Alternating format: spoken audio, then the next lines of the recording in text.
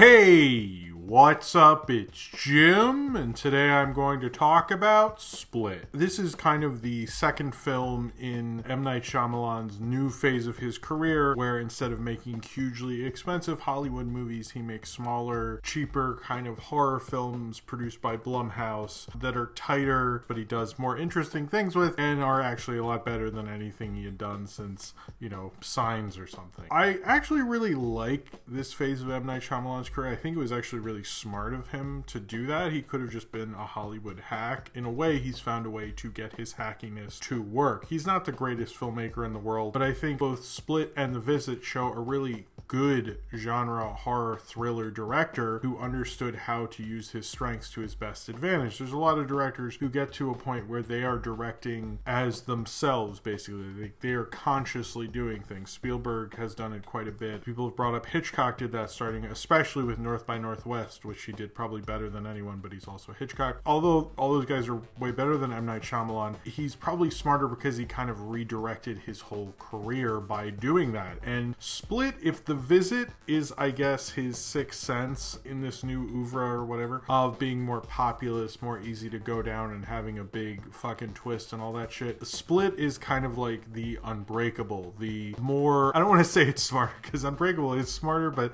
I guess let's just say more interesting, odder, is kind of more auteur kind of thing with it, which worries me because that's how we got to The Visit, dude. So, chill out. Don't go too far, because I like where you are right now. But Split works within that. It shows M. Night knows how to be a thriller director better than most people who do cheap thrillers. In fact, if you looked at just, lower budget thrillers that end up in multiplexes, you'd probably rank Split and The Visit a lot higher than most of them. Now, that's not, saying anything. But Split's very good at being a simple, kind of almost mental disability exploitation kind of a thriller, and it really works for it. Now, is it problematic for people who have multiple personality disorder, or DID, I believe it's called? I don't really know enough about that. And you could say it's sort of trying to do something else, but they just think it's that, so it's like a misdiagnosis or something. But I still think it's a really tightly made, kind of enjoyable, easy to go down thriller that reminds me of what M. Night could do at the height of his powers, and how he understands how to use his director powers to make a really fun,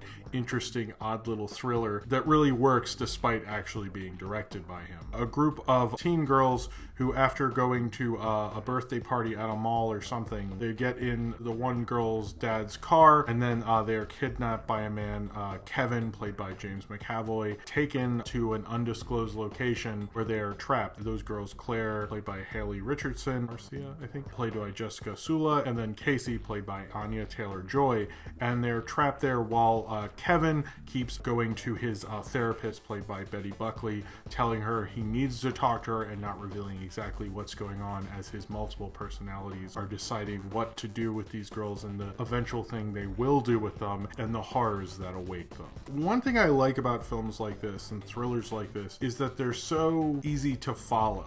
They're so easy to go with. They're kind of watch on your couch with a beer type of movies. And I think M. Night has a real skill for that. Better than a lot of directors do, who can't really do that in the same way. They usually try to overcomplicate it, which I think M. Night gets close to, but has the right decision not to go into that as much. He self-financed this, which he also did with The Visit, which I think works out for him, making they're almost like indie films, although they're still produced by Jason Blum for Blumhouse. I'm not exactly sure what their involvement, or if M. Night pays for some of it, or I don't know. It's kind of a very junky kind of thriller, especially doing something with multiple personalities. Sure, that is offensive, although it is kind of twisting it within its own mystery, and you're kind of sitting there thinking, oh, well, maybe what they're doing is different, so that should be fine. But a lot of the things it does about mental illness and any trauma or things like that are very rudimentary, done by someone who doesn't exactly understand them. But I will say it works within the film, within its own grammar and language of things. I can absolutely understand if you're offended in some way by Split. But I would also say the thing with Split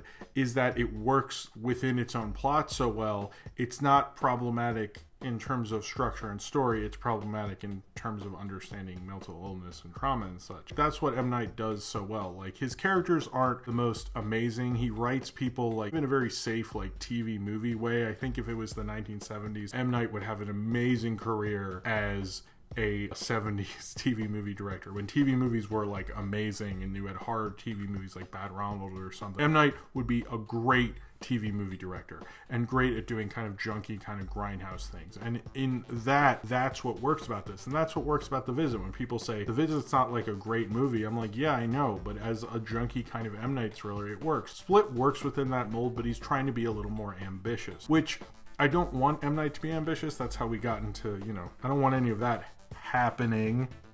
I think it kind of works with this movie. And I think what Split does so well is it plays with that and has fun within what it's doing and within its concept. It's a very concept heavy film, and I think M. Night's smart also to understand we're still in a concept heavy movie time. People see films based on a concept, not really who's in them, or if there's a superhero in them. That's a whole different thing. But for other movies, it's like concept. Like if you know there's a concept, you're gonna go. And Split is concept heavy. Same with The Visit. That's what these two are so good at, in playing within those concept and being so concept heavy. Different from a film like 10 Cloverfield Lane. It does the thing where they're trapped, and a lot like 127 Hours is this as well, where like you think, oh, I'm just gonna be trapped in this one space, but it doesn't really do that because he's going to his therapist. You're seeing flashbacks of the Casey character. You're kind of seeing other things, but he doesn't even really try to act like you're going to be stuck in there the whole time. It's almost like this film is aware that you understand the grammar of it. It's kind of like someone making a well-made cheeseburger. You know there's going to be cheese, you know there's going to be lettuce and tomato, and you're fine and happy with that. And then when you get it, you're not surprised, but if there's an interesting flavor in there, you're happy about it. And Split is kind of like that, but with like some interesting performances. He's good at casting. I think that's one of the things that M. Night's really learned over doing these smaller films, is getting like really interesting actors, particularly like the three, I guess, more leads of this, but especially James McAvoy, who I didn't know he had this in him at all. I was actually really surprised how much range he has. He can play all these different characters, whether it's offensive or not. I think he does an amazing job in this, and it shows a side of James McAvoy I hadn't seen before. I don't think he plays all 23. I think he plays like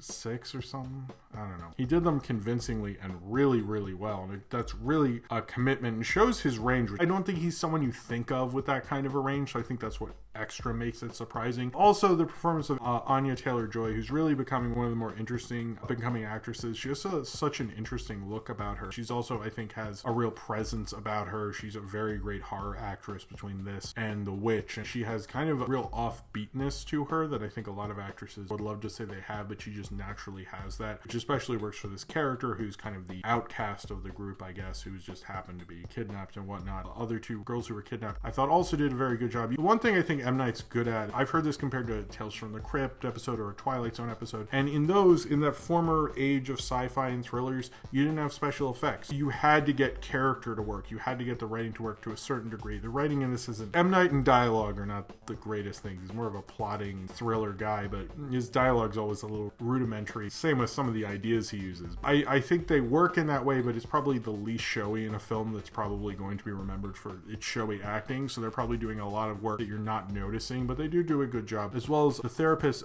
Betty Buckley, I really liked it. Her understanding of his personalities, I think, really works. She kind of does a lot of legwork in terms of the exposition of this film on her understanding of him as a Kevin, or who James McAvoy plays, in her examination of him. And I think this film is just so tight in a way you might underestimate it. And I think that's the one thing with M. Night's last two movies. He went from being a laughingstock to, I think, sort of still being a laughingstock in a certain regard. I think people still underestimate him, despite, I think The Visit wasn't amazing, but I think it showed that he could make a pretty decent thriller. And I think Split shows that as well. I'm still curious to see what he can do. I'm wondering if his next film will be sort of like Signs and be like very populist, or what his next plans are. But I'm actually into this version of him, a guy who's making films like that get released in September and January, who doesn't want to be like the huge auteur. He just kind of wants to make his own films, make his tight little thrillers, release them, make some money, and then make another cheap one. I respect that more. Maybe you can just respect that for the financial implications of it, but I think you can also respect it for the fact that he's made like tight thrillers at a time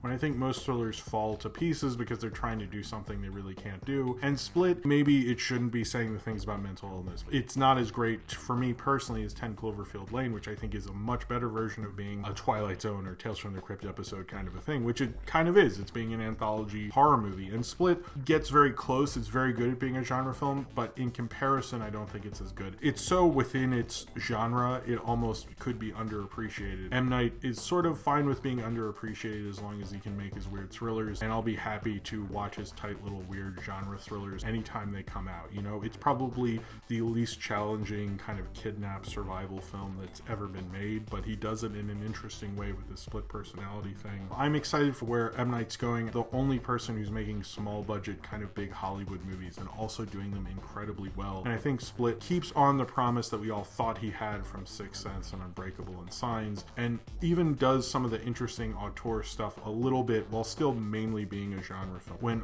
M. Night goes full auteur, it doesn't really work as well. As long as he contains it within a genre film, it really works. And I think that's what Split does with it. He gets to play around with the multiple personality thing, with the abduction thing, but he also gets to do a twist on it in a way that I shouldn't be using twist with him, that makes it kind of more of his kind of quote unquote, I guess, thoughtful, but really it comes out as just interesting and odd kind of a film while still mainly being a tight kind of concept thriller. When M. Night does that well, he does that better, and I think a lot of thriller directors wish they could direct thrillers as good as he does in this. So here's the thing, this is going to be the spoiler section because I wanted to talk about the ending, the very ending. Don't spoil this for yourself. If you see this film, don't be a jerk and spoil it for anybody else. Don't tell them the ending and spoil it and be a jerk. Be cool and let people experience it for themselves. We are in the spoiler section. You have been warned. So at the very ending, we find out that this film takes place in the same universe as Unbreakable, which is interesting since this was released by a separate studio. I'm wondering what the legal implications of all that is. But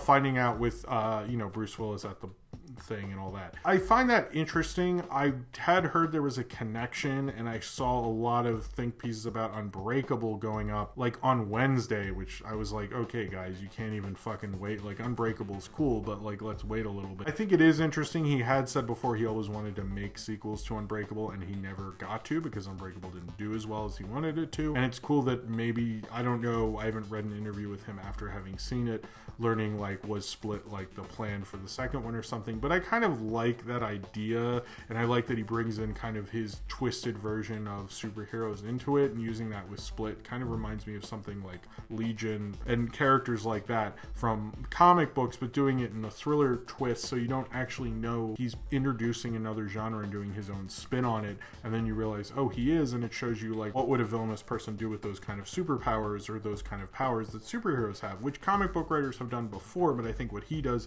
is it's mainly concerned with being a thriller and not as concerned with doing the point, which it does at the end. I do kind of feel like the kind of end reveal was his own way of going like, hey, I'll put a twist in this because I gotta have a twist, and there's no real twist in this movie, so I'm gonna do a twist in here because I need one. I absolutely need to have a twist in my movie, so he found a way to do it. But I think it surprised people. More people were fine with it in the audience I saw it with, and then they do that thing at the end, they're like, what the fuck? And someone's like, yeah, it's from one of his movies. I don't know. It's kind of a weird thing for him to do, but he's paying for it, and it's his own like cheap movie, so I guess they'll let him do it.